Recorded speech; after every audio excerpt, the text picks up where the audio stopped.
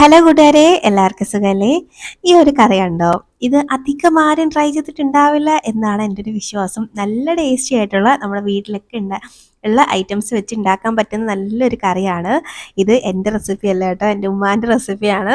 ഉമ്മ തന്നെയാണ് കേട്ടോ ഇത് ഉണ്ടാക്കുന്നത്. ഞാൻ വീഡിയോ എടുത്തു എന്ന് മാത്രമേ ഉള്ളൂ. അപ്പോൾ നമുക്ക് ഇതെങ്ങനെ ഉണ്ടാക്കുന്നതെന്ന് കണ്ടു നോക്കാം. അപ്പോൾ അതിന് മുന്നേ ചാനൽ ഇതുവരെ സബ്സ്ക്രൈബ് ചെയ്യാതെ ആരെങ്കിലും കാണുന്നുണ്ടെങ്കിൽ പ്ലീസ് ഒന്ന് സബ്സ്ക്രൈബ് ചെയ്ത് സപ്പോർട്ടോടെ ചെയ്തേക്കണേ.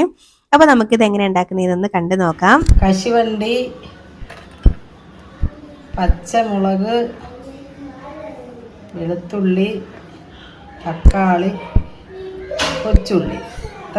അപ്പോൾ ഉമ്മ പറഞ്ഞ പോലെ ഇത്രയും ഐറ്റംസ് ആണ് ഈ ഒരു കറിക്ക് വേണ്ടുന്നത്. അപ്പോൾ ഈ കാഷ്നട്ട് കുറച്ചധികം വേണം. അത് കുറച്ച് സമയം ഇതുപോലെ വെള്ളത്തിലൊന്ന് കുതിർത്ത് വെച്ചേക്കണം കേട്ടോ. ഇത് നല്ല പോലെ ഒന്ന് കുതിർന്ന് കിട്ടണം. ഒരു 2-3 മണിക്കൂർ ഇതുപോലെ ഒന്ന് കുതിർത്ത് വെക്കണം. അപ്പോൾ അതാണ്ട് ഒന്ന് കുതിർന്ന് കിട്ടിയിട്ടുണ്ട് കണ്ടോ, ഇതുപോലെ ഒന്ന് കുതിർന്ന് കിട്ടണം. അപ്പോൾ നമുക്കിത് അങ്ങോട്ട് മാറ്റി വെക്കാം.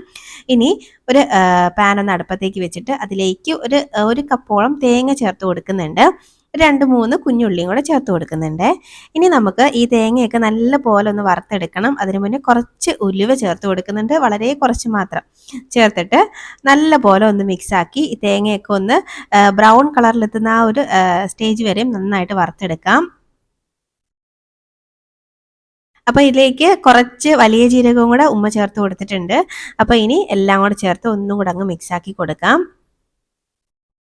ഇതെൻ്റെ ഉമ്മയുടെ ഒരു സ്പെഷ്യൽ കറിയാണ് കേട്ടോ. ഞങ്ങൾക്കൊക്കെ ഒരുപാട് ഇഷ്ടമാണ്. ഉണ്ടാക്കി കഴിഞ്ഞു കഴിഞ്ഞാൽ ഇത് തീരുന്ന വഴി അറിയില്ല കേട്ടോ.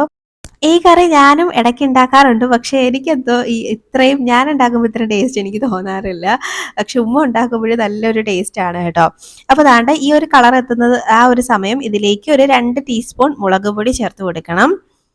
ഇനി ഒരു 2 ടീസ്പൂണൊക്കെ മല്ലിപ്പൊടി ചേർത്ത് കൊടുക്കുന്നുണ്ട്. കൂടെ ഒരു 1/4 ടീസ്പൂണൊക്കെ നമ്മുടെ മഞ്ഞൾപ്പൊടി ഉണ്ടല്ലോ, അതും കൂടെ ചേർത്തിട്ട് വീണ്ടും ആ പൊടികളുടെ പച്ചമണം മാറുന്നവരും നല്ലപോലെ ഒന്ന് വഴറ്റിയെടുക്കാം. എൻ്റെ ഉമ്മ അങ്ങനെ അളന്നൊന്നും അല്ല ഈ പൊടികളൊന്നും ഇടുന്നത്. ഞാൻ പിന്നെ വീഡിയോ എടുക്കുന്നത് കൊണ്ട് ടീസ്പൂണിലൊക്കെ ഇട്ടതാണ്. അല്ലെങ്കിൽ ഉമ്മയുടെ ഇഷ്ടത്തിന് പൊടികളൊക്കെ ചേർത്താണ് ഇത് ഉണ്ടാക്കുന്നത്. അപ്പോൾ ദാണ്ട് ഇതുപോലെ നല്ലപോലെ ഒന്ന് മിക്സാക്കി എടുത്തിട്ട് ഇനി ഇതൊന്ന് തണുക്കാനായിട്ട് വെയിറ്റ് ചെയ്യാം. ആ ഒരു സമയം കൊണ്ട് ഒരു ചട്ടിയാണ് കേട്ടോ അടുപ്പത്തേക്ക് വെച്ചേക്കുന്നത്. ചട്ടിയിലാണ് ഉണ്ടാക്കുന്നത്. അതിലേക്ക് കുറച്ച് വെളിച്ചെണ്ണ ചേർത്ത് കൊടുത്തിട്ടുണ്ട്. വെളിച്ചെണ്ണ ചൂടായി വരുമ്പോഴേക്കും ഇനി ഇതിലേക്ക് കടുക് ഇട്ട് കൊടുക്കുന്നുണ്ട്. അപ്പോൾ കടുക് ഒന്ന് പൊട്ടി വരട്ടെ. കടുക് ഒന്ന് പൊട്ടി വരുമ്പോഴേക്കും ഇനി ഇതിലേക്ക് കുറച്ച് കറിവേപ്പില ചേർത്ത് കൊടുക്കുന്നുണ്ട്. കുറച്ചധികം കറിവേപ്പില ചേർത്ത് കൊടുത്തിട്ടുണ്ട്. ഇനി നമ്മൾ നേരത്തെ എടുത്ത് വെച്ചേക്കുന്ന പച്ചമുളക് അങ്ങോട്ട് ചേർത്ത് കൊടുക്കാം. പിന്നെ അതിലേക്ക് കുറച്ചധികം കുഞ്ഞുള്ളി ചേർത്ത് കൊടുക്കുന്നുണ്ട്. ഒരു 10-20ഓളം കുഞ്ഞുള്ളി എടുത്ത് അരിഞ്ഞതാണ്. അത് ചേർത്തിട്ട് നല്ല പോലെ ഒന്ന് വഴറ്റിയെടുക്കാം. ആ കുഞ്ഞുള്ളിയൊക്കെ നല്ല പോലെ ഒന്ന് വെന്ത് വരണേ, അതുവരെയും ഒന്ന് മിക്സാക്കി കൊടുക്കുന്നുണ്ട്. അപ്പോൾ കുഞ്ഞുള്ളിയൊക്കെ അവിടെ കിടന്നൊന്ന് വേവുമ്പോഴേക്കും നമുക്ക് നേരത്തെ റെഡിയാക്കി വെച്ചേക്കുന്ന ആ ഒരു ഐറ്റം മിക്സിയുടെ ജാറിലിട്ട് നല്ലപോലെ ഒന്ന് അരച്ചെടുത്ത് കൊണ്ടുവരാം. കുറച്ച് വെള്ളവും കൂടെ ചേർത്ത് കൊടുക്കുന്നുണ്ട്. ആ ഒരു പാത്രത്തിൽ തന്നെ കുറച്ച് വെള്ളം ചേർത്ത് ഇതിലേക്ക് ഒഴിച്ച് അരച്ചെടുക്കുകയാണ്. ഇതുപോലെ പേസ്റ്റ് പോലെ ഒന്ന് അരച്ചെടുത്തിട്ടുണ്ട്. ഇനി നമുക്ക് അതങ്ങോട്ട് മാറ്റി വെച്ചിട്ട് വീണ്ടും നമ്മുടെ കുഞ്ഞുള്ളിയൊക്കെ നല്ലപോലെ വെന്ത് വരുമ്പോഴേക്കും നമ്മളിവിടെ കുതിർത്ത് വെച്ചേക്കുന്ന അണ്ടിപ്പരിപ്പുണ്ടല്ലോ, അത് ഇതിലേക്ക് ചേർത്ത് കൊടുക്കാം. അപ്പോൾ അണ്ടിപ്പരിപ്പ് ചേർക്കുന്നതിനൊന്നും കണക്കില്ല, അതൊക്കെ നിങ്ങളുടെ ഇഷ്ടത്തിന് ചേർത്ത് കൊടുക്കാം. പക്ഷേങ്കിൽ പണ്ടൊക്കെ ഈ പച്ച അണ്ടിപ്പരിപ്പുണ്ടല്ലോ, അത് വെച്ച് എൻ്റെ ഉമ്മ ഈ ഒരു കറി ഉണ്ടാക്കുമായിരുന്നു. അതിന് ഭയങ്കര ടേസ്റ്റാണ് കേട്ടോ. പക്ഷെ അത്ര ഇല്ലെങ്കിലും ഇതും നല്ല ടേസ്റ്റാണ്. അപ്പോൾ ദാണ്ടേ ഇതുപോലെ നല്ലപോലെ ഒന്ന് മിക്സാക്കി അണ്ടിപ്പരിപ്പൊക്കെ നന്നായിട്ടൊന്ന് മൂത്ത് വരണം. ആ ഒരു സ്റ്റേജ് എത്തുമ്പോഴേക്കും ഇതിലേക്ക് തക്കാളി ചേർത്ത് കൊടുക്കാം. ഒരു തക്കാളി എടുത്തിട്ടുള്ളൂ. ചേർത്തിട്ട് തക്കാളി നല്ലപോലെ വെന്ത് വരുന്നവരെയും ഒന്ന് വഴറ്റി കൊടുക്കാം.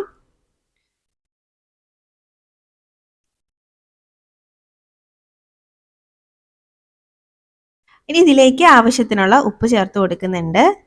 ചേർത്തിട്ട് വീണ്ടും ഒന്നും കൂടെ അങ്ങ് മിക്സാക്കി കൊടുക്കാം.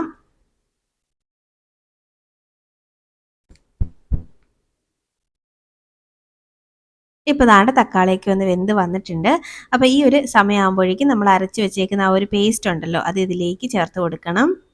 അരപ്പ് ഇതിലേക്ക് ചേർത്ത് കൊടുക്കാം. ഇനി ആ മിക്സിയുടെ ജാറിൽ തന്നെ കുറച്ച് വെള്ളവും കൂടെ ഒഴിച്ച് ഇതിലേക്ക് ചേർത്ത് കൊടുക്കുന്നുണ്ട്.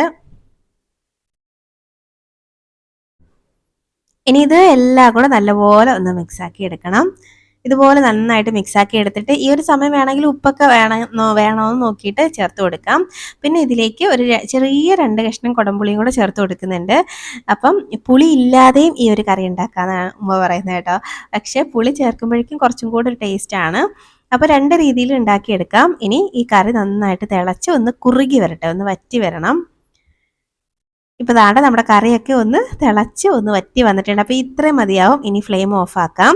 അപ്പോൾ നമ്മുടെ നല്ല ടേസ്റ്റി ആയിട്ടുള്ള ഒരു കറിയാണ് റെഡി ആയിട്ടുണ്ട്. ചോറിൻ്റെ കൂടെയൊക്കെ ഇത് മാത്രം ഉണ്ടെങ്കിൽ ചോറ് കഴിക്കാൻ നല്ല ടേസ്റ്റിയാണ്. അപ്പോൾ എന്തായാലും എൻ്റെ ഉമ്മാൻ്റെ ഈ സ്പെഷ്യൽ കറി നിങ്ങളും ഒന്ന് ട്രൈ ചെയ്ത് നോക്കണം. എന്നിട്ട് നിങ്ങളുടെ അഭിപ്രായം പറയണം. അപ്പോൾ ഇനി ഒരു റെസിപ്പിയുമായിട്ട് നമുക്ക് വീണ്ടും കാണാം. അതുവരേക്കും bye bye. Thanks for watching. പിന്നെ വീഡിയോ ഇഷ്ടമായ ലൈക്ക് ചെയ്യാൻ മറക്കല്ലേ. അപ്പം ബൈ ബൈ.